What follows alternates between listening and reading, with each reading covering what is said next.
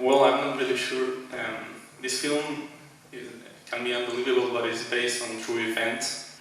And one day came the son of the people I was living with, and they would come with their little son. He was like 3 years old guy, and they were telling, okay, tell your grandma what you saw today. And the little child was only saying, I don't like the crocodile.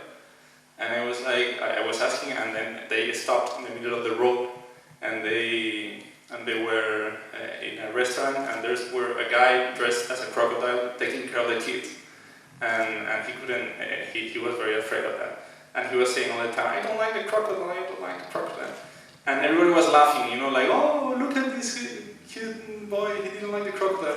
And then at that point I thought, what if this fact is not so funny? I mean, what would happen if the parents really wanted to be alone, and this stupid, spoiled child is not leaving them alone? So then I ran up to my room, I started writing this story. It was 10 years ago. It was even before I was not really working in the film or television or anything. I was an engineer, nothing to do with that. And I wrote that. It was not a script. It was just a literature story.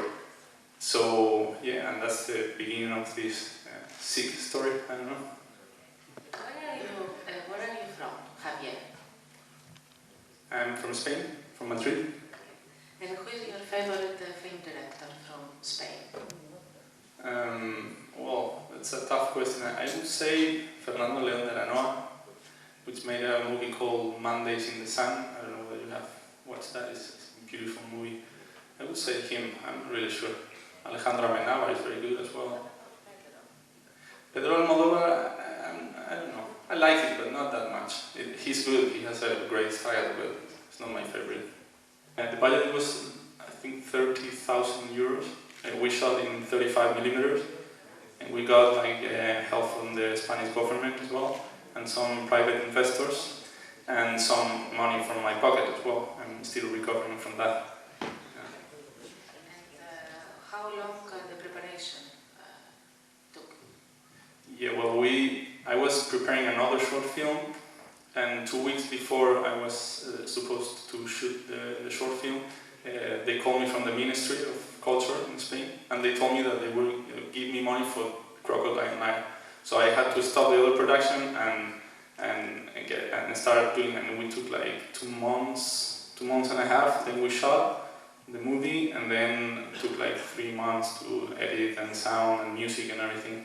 I had to do a casting, and we saw like 20 boys, and it was a weird casting because in one point it was a 2-year-old child in the casting, and I was like, what the hell? What is that? He couldn't even talk, you know. But the parents, they just want to make them to be a star, and yeah, and I saw like 2 of them that I liked. One of them I liked very much, but his mother was making him cry to make a good casting, telling him that he wouldn't go to Disneyland anymore if he wouldn't cry.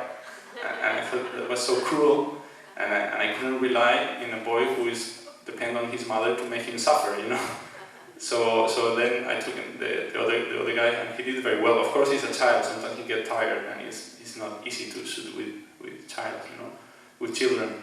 But yeah, he did very well, and I was very, very, very glad.